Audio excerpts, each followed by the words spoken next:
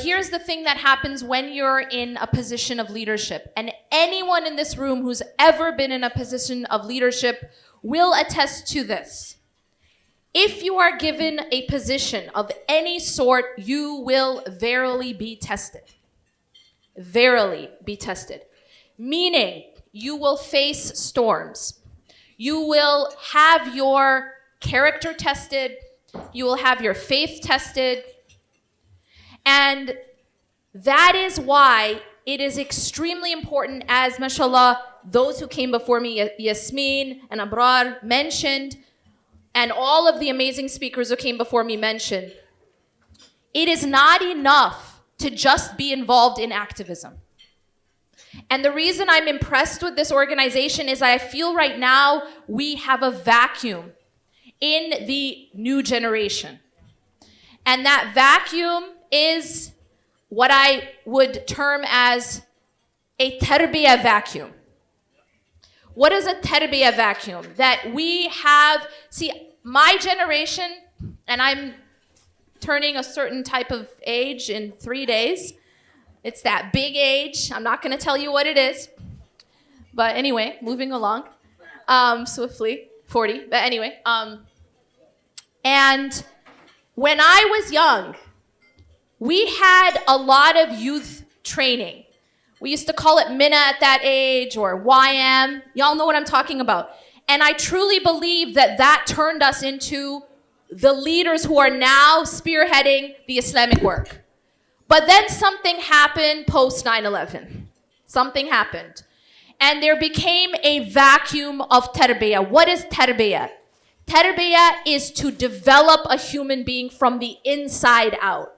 We are missing that on a large scale. We have a lot of activism, mashallah. We're doing work. We have a lot of maybe leadership. But there's something missing from the inside out. And I will explain that as roots. We are missing deep roots. We are missing foundation.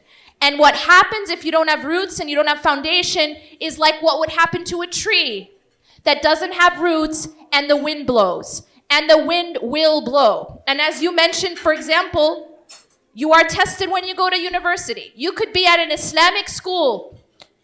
You could be a hafiz.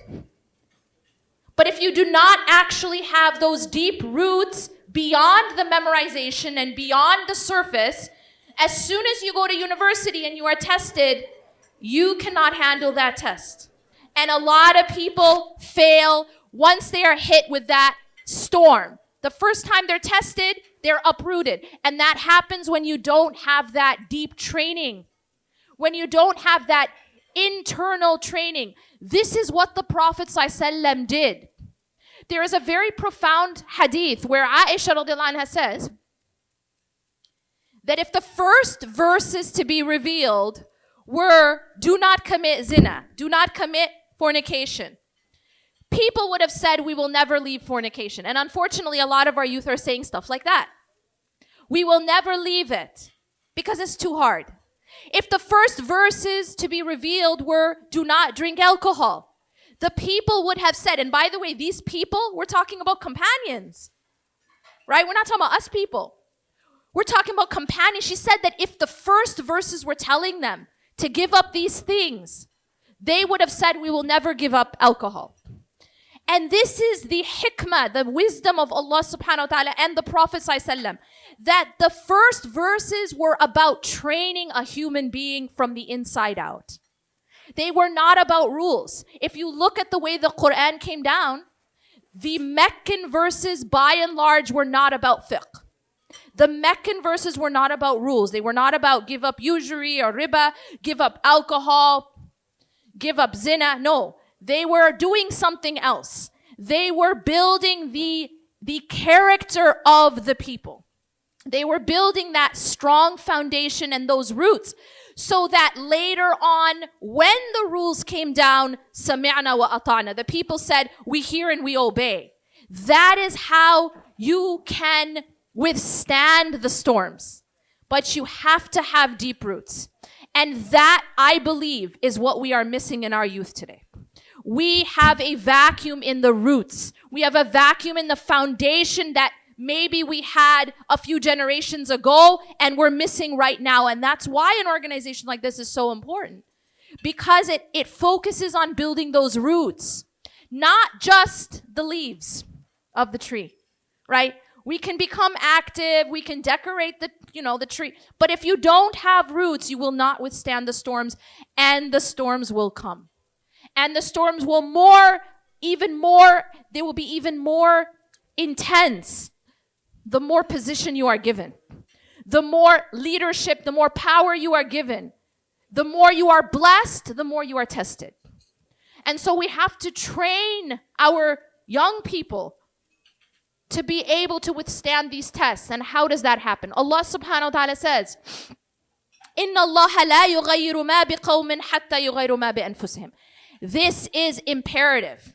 Allah says that He does not change the condition of a people until they change what is inside themselves. The Prophet ﷺ tells us in a very profound hadith. Many of us know this hadith. He talks about haram is clear and halal is clear. And between them are these things called mutashabihat, or the doubtful matters. I'm sure everyone learned this in Sunday school or Islamic school. But the hadith doesn't end there. By the way, I personally, mind was blown when I realized the hadith doesn't end there. The hadith continues, and it says, "Inna fil jasadi mudgha." Indeed, in the body there is a lump of flesh.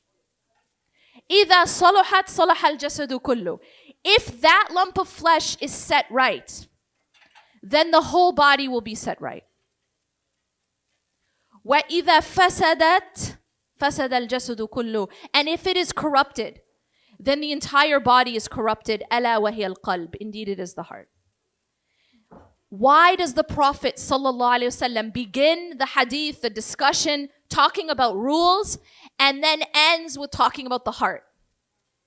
And the answer is that when you fix the heart, you fix the actions.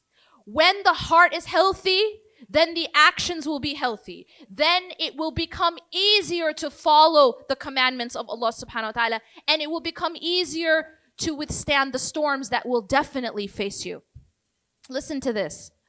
When Luqman, we're told, when he was advising his son, he had a lot of wisdoms that we are told about in the Quran, in Surah Luqman.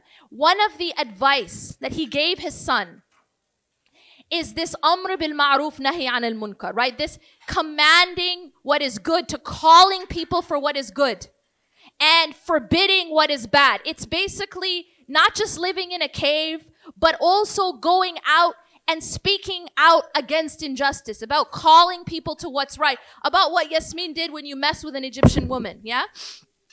So what happened there is that she took a stand, right?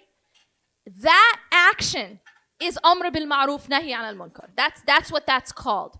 But look at what he says. He says to his son that he advises his son, amr bil ma'ruf wanha anil munkar wasbir ala ma asabak. So in the same discussion, he says, call people to what is good, forbid what is evil, and have sabr for what will come your way. There is a lesson here.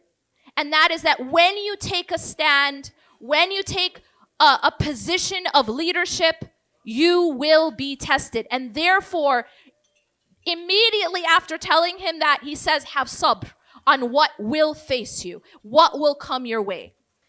We won't be able to have that sabr if we don't have those roots, if we don't have that foundation. And that foundation starts inside, in the training, the tarbiyah that we give to our children and to those that we are raising. So, إِنَّ اللَّهَ لَا يُغَيِّرُ مَا بِقَوْمٍ حَتَّى يُغَيِّرُ مَا بِأَنفُسِهِمْ. And I don't want to make this long, so I want to wrap up with this. Allah subhanahu wa ta'ala tells us in the Quran, He tells us, يَا أَيُّهَا الَّذِينَ آمَنُوا اتَّقُوا اللَّهَ وَلْتَنْظُرْ نَفْسٌ مَا قَدَّمَتْ لِغَدٍ. So Allah calls out to the believers. And He says, "O you who have believed, have God consciousness." So the first thing He says is have God consciousness. And then He says, وَلْتَنْظُرْ نَفْسٌ مَا قَدَّمَتْ لِغَدٍ. And let every person know what they have put forward for tomorrow. Meaning, What have we put to furnish our future home? Every single person who is alive today is moving to a future home. Y'all agree with me?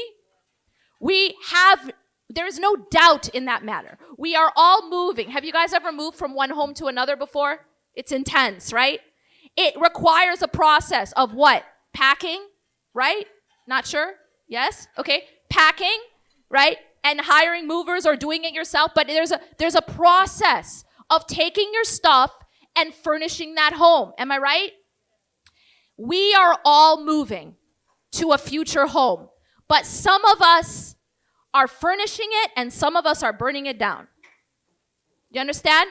That home is saved for us. The question is, how's it going to look like when we get there? That's us. That's what we are doing now.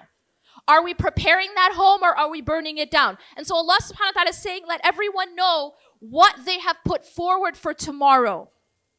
And then in the next ayah, Allah subhanahu wa ta'ala says something very crucial, and this is what I want to inshallah wrap up with. وَلَا تَكُونُوا كَالَّذِينَ نَسُوا اللَّهَ فَأَنْسَاهُمْ أَنفُسَهُمْ. And do not be like those people who forgot about Allah, so He made them forget their own selves. That's very deep and very important. Why do we get lost? Why do we lose ourselves? Why do we have an identity crisis? It happens when we forget about Allah. And this is the sunnah of Allah subhanahu wa ta'ala. If we forget Allah, we forget our own selves. So my reminder to you and to myself is having that deep foundation in the remembrance of Allah subhanahu wa ta'ala. That realizing that, for example, our salah is spiritual oxygen. If you give it up, you're giving up breathing. And that training is necessary for these workers. Because it's like telling someone, okay, I'm going to train you to run a marathon, but they're not breathing. I'm going to train you to be an Olympic athlete, but they don't breathe. You understand? That's impossible. And so if we're talking about training workers and training leaders and training activists, we have to make sure that they are spiritually sound. Because this is oxygen. The salah is our oxygen. That the remembrance of Allah subhanahu wa ta'ala is oxygen. Our scholars would say that a person who doesn't remember Allah, it's like taking out a fish out of water. The Prophet ﷺ said the difference between the one who remembers Allah and the one who doesn't is the difference between the living and the dead.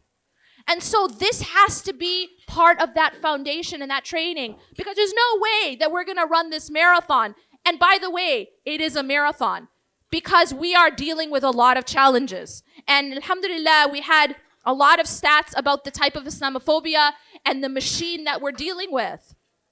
And so we are dealing with challenges, and there is no way we're going to be able to handle that if we're not breathing. And so we have to create that healthy internal state so that we can handle these storms. أقول قولي هذا واستغفر الله لي ولكم إنه غفور رحيم سبحانك الله وبحمدك أشهد أن لا إله إلا أنت أستغفرك وأتوب إليك. Jazakum Allah khairan for giving me your attention. I mean, I know I was competing with look at this dessert that just got put on the table.